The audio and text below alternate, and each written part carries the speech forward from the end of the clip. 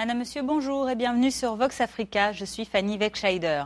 Votre point quotidien sur l'actualité africaine et internationale, c'est tout de suite dans Vox Flash.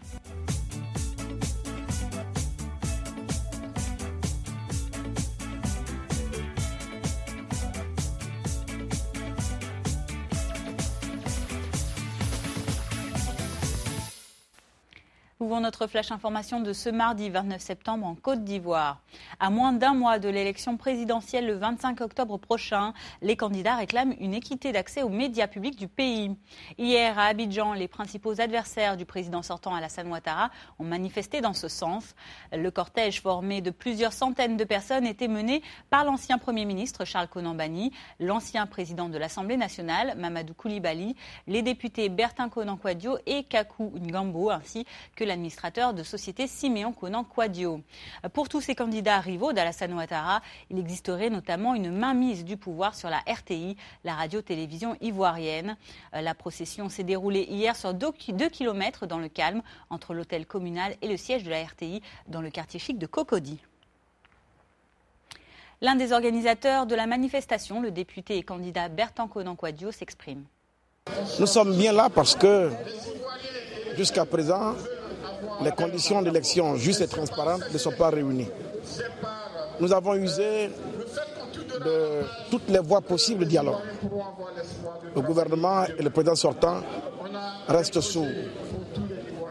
Ce qu'il nous reste, c'est de demander au peuple de prendre sa part dans ce débat.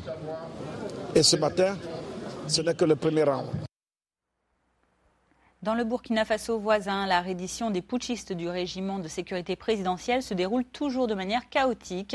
Alors que l'armée puis le gouvernement ont accusé les responsables du coup d'État du 17 septembre dernier de bloquer l'opération de désarmement, eh bien l'ancien chef des putschistes, le général Diendéré, assure lui que ces hommes se sont pliés à toutes les exigences de la CEDEAO, et ce même s'ils ne sont toujours pas assurés de la contrepartie sur la sécurité pour eux et leurs familles. De son côté, le gouvernement accuse les putschistes d'avoir, je cite, mobilisé des soldats des forces étrangères et de groupes djihadistes appelés à leur secours. Une assertion que le général Diendéré a refutée en bloc, bien qu'il ait été impliqué dans la négociation avec des preneurs d'otages venus du Sahel. Restons en Afrique de l'Ouest, mais pour parler grands travaux à présent. Hier, lundi, le président Alpha Condé a inauguré le plus grand barrage hydroélectrique du pays. Accompagné par ses homologues congolais Denis Sassou Nguesso et nigérien Mahamadou Issoufou, M. Condé a officialisé la mise en service de cette infrastructure dotée de 3 groupes turbo-alternateurs et située dans la préfecture de Doubrika au nord de Conakry. L'édifice dispose d'un volume d'eau de 23 millions de mètres cubes avec une capacité de 240 mégawatts. Ce projet qui a coûté la bagatelle de 526 milliards de dollars, soit environ 468 millions d'euros, a été financé à 25% par la Guinée et à 75% restant par une banque chinoise. Ce barrage, censé atténuer les coupures fréquentes d'électricité, notamment dans la capitale Conakry, est un atout important pour Alpha Condé, qui est actuellement en pleine campagne, vous le savez, pour sa réélection à la présidentielle du 11 octobre. Cela fait 6 ans que les islamistes de Boko Haram sèment la terreur au Nigeria et dans la région. Depuis 2009, leur insurrection et sa répression par les forces de l'ordre ont fait plus de 15 000 morts. Conséquence, rien qu'à Maïdougouri, le fief de Boko Haram, ce sont près de 7 000 femmes qui sont désormais veuves. La situation est loin de s'arranger puisque le Nigeria connaît depuis avril 2014 une véritable flambée de violence avec des attaques spectaculaires et des enlèvements sans précédent. Pour la plupart des veuves nigérianes, impossible de nourrir leurs enfants ne serait-ce que 3 fois par jour. 2 de ces femmes témoignent du drame qu'elles ont vécu et qu'elles vivent encore. Un de mes enfants a été enlevé. Il avait 19 ans. Ils ont dit à son père de rester, de ne pas les suivre. Mais il criait « Mon fils, mon fils !» Il les a suivis quand même. Alors ils lui ont tiré dans la jambe. Ensuite, nous avons dû mettre mon mari dans une brouette pour l'emmener jusqu'à l'hôpital universitaire de Maïdougouri. Mais après ça, il a cessé de se battre et il est mort à l'hôpital. Être veuve est très difficile, même pour trouver un emploi. Il faut avoir quelque chose à faire pour soi-même. Depuis que je suis veuve, manger 3 fois par jour est parfois difficile pour moi. Nous mangeons à peine 2 fois par jour parce que nous n'avons pas d'argent. Il y a des frais de scolarité, tout est si difficile. Au nord du continent, l'archéologue Nicholas Reeves recherche avec ardeur le tombeau de Néfertiti. C'est devant les fresques majestueuses de celui de Toutankhamon en Égypte que le Britannique Nicholas Reeves défend son audacieuse théorie. Pour lui, Néfertiti est enterré là, tout près du jeune pharaon. Il faut dire que la reine égyptienne à la beauté légendaire demeure un fantasme. À ce jour, les archéologues n'ont jamais découvert sa momie. Celle qui fut l'épouse du pharaon Akhénaton a exercé un rôle politique et religieux fondamental au XIVe siècle avant Jésus-Christ. Alors pour la trouver, Nicholas Reeves est venu tout spécialement à Luxor, dans la vallée des rois. Selon lui, Néfertiti aurait été enterrée dans une chambre attenante au tombeau de du fils d'Akhénaton, Toutankhamon. Le détail de cette hypothèse est expliqué par ce chercheur. Je vais là où les indices me mènent. Et pour l'instant, les indices suggèrent deux choses. Ils suggèrent qu'il peut y avoir une autre entrée derrière le mur ouest de la chambre funéraire ou qu'il peut y avoir une autre entrée derrière le mur nord. Cette théorie est une très bonne théorie, je le dis moi-même. Mais ça ne veut pas dire qu'elle est vraie. Les meilleures théories ne fonctionnent pas toujours. Mais ça vaut la peine de vérifier, car on peut le faire facilement et sans dégâts. Cette ligne-là exactement est faite d'une manière utilisée, mais sans couleur ou peinture, à l'entrée de la chambre funéraire et avec les sceaux de Toutankhamon. C'est exactement la même matière. Donc cela montre que cette matière a été utilisée pour fermer hermétiquement la chambre funéraire. Et ça nous laisse penser qu'il va y avoir une découverte importante. Avant, si je devais donner un pourcentage, j'aurais dit 50%. Aujourd'hui, je peux dire qu'il y a 70% de chances qu'on trouve quelque chose. Un mot de sport africain à présent avec la fin de la saga Fecafoot. Après plus de 2 ans de blocage, l'élection du président de la Fédération camerounaise de football s'est enfin terminée hier lundi. Sans surprise, Tombi Aroko a été élu à une écrasante majorité, 59 voix contre 2 seulement pour son challenger Atta Robert au terme du processus électoral devenu long et ennuyeux et dont l'élection a été annulée 2 fois suite à des verdicts rendus par les chambres juridictionnelles, à savoir le tribunal arbitral du sport de Lausanne ou encore la chambre de conciliation et d'arbitrage du comité olympique camerounais. Le nouvel homme fort de la Fecafoot hérite d'une fédération placée sous administration provisoire depuis 2 ans. Un comité de normalisation qui découlait de l'imbroglio né de la mise aux arrêts de l'ancien président Iya Mohamed. Tombi Aroko entre officiellement en fonction demain, mercredi, et ce sera donc la fin du mandat du comité de normalisation. Et maintenant, écoutons les réactions de personnalités du monde du football qui étaient présentes hier à Yaoundé durant cette élection à la Fecafoot. Vous savez, l'opinion publique a ses raisons. Nous, les acteurs, nous avons aussi les nôtres. Il fallait bien qu'on aboutisse et on a abouti. Il faut accomplir le programme du président élu. Donc on doit se mettre au travail dès ce soir, dès demain, pour que dès les premières semaines, on voit des actes forts. Il faut réconcilier l'ensemble du mouvement sportif camerounais. Donc voilà les grands axes qui sous-tendent l'élection d'aujourd'hui. Je suis d'abord une présidente comblée parce que M. Tombi était mon candidat naturel. Je pense qu'on n'avait pas mieux, en tout cas. C'est ce dont je suis persuadée. Maintenant, il a déroulé un programme. Je souhaite vivement qu'il le respecte.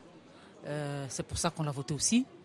Et en tant que la seule femme présidente de club aujourd'hui en élite, en ligue, j'espère qu'il va penser aussi au Lyon parce que, en ce qui me concerne, c'est devenu une véritable vitrine pour le Cameroun et mérite un traitement meilleur.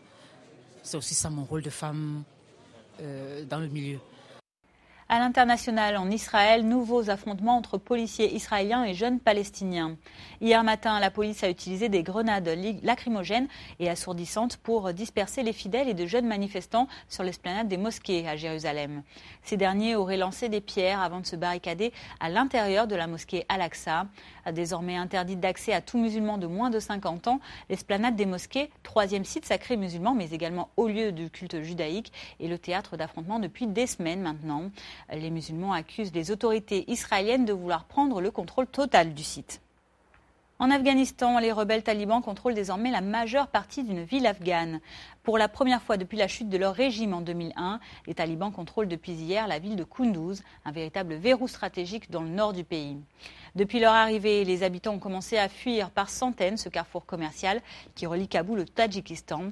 Par cette prise de territoire, les talibans infligent un grave revers au gouvernement afghan qui n'est en place, vous le savez, que depuis un an après le retrait progressif des forces américaines.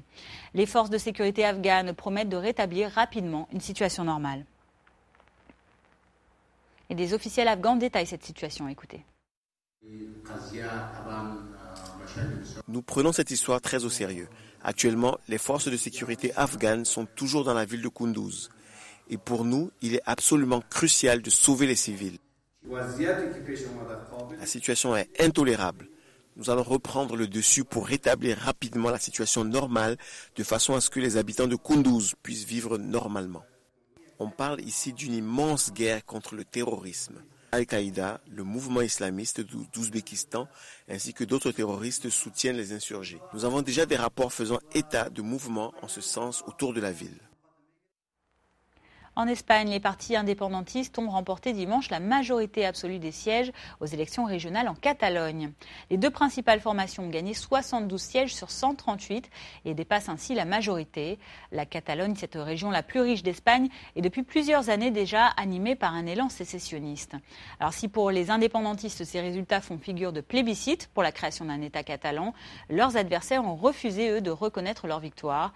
Ils soulignent qu'ils n'ont pas, avec 47,8% des suffrages, recueilli la majorité des voix de la population catalane. Je vous propose d'écouter Raúl Romeva, tête de liste d'un parti indépendantiste, suivi d'un porte-parole du PP, le parti au pouvoir, résolument opposé à toute indépendance de la Catalogne. La majorité des Catalans a rejeté l'indépendance. Les séparatistes ont essayé de briser l'Espagne, mais ils n'ont pas réussi. Mais ce qui est inquiétant, c'est qu'ils ont réussi à diviser la société catalane.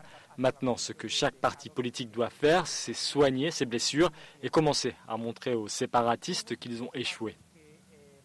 C'est un grand soulagement. Le gouvernement va continuer à garantir l'unité espagnole et ce que M. Mas devrait faire, c'est démissionner à cause de ce grand échec pour les Catalans.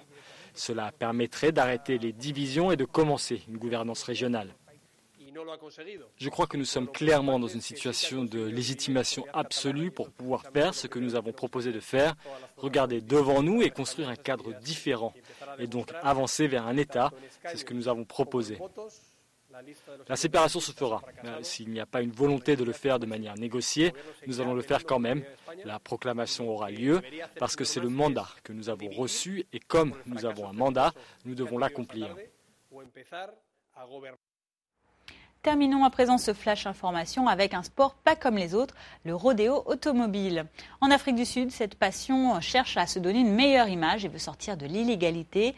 C'est en plein cœur des quartiers pauvres de Soweto, entre ferrailleurs et églises évangélistes, qu'a lieu ces rodéos. La durée moyenne d'un rodéo ne dépasse pas 3 minutes, mais s'achève toujours par l'explosion assourdissante de 2 pneus arrière, dont les résidus se dispersent dans la foule comblée par le spectacle.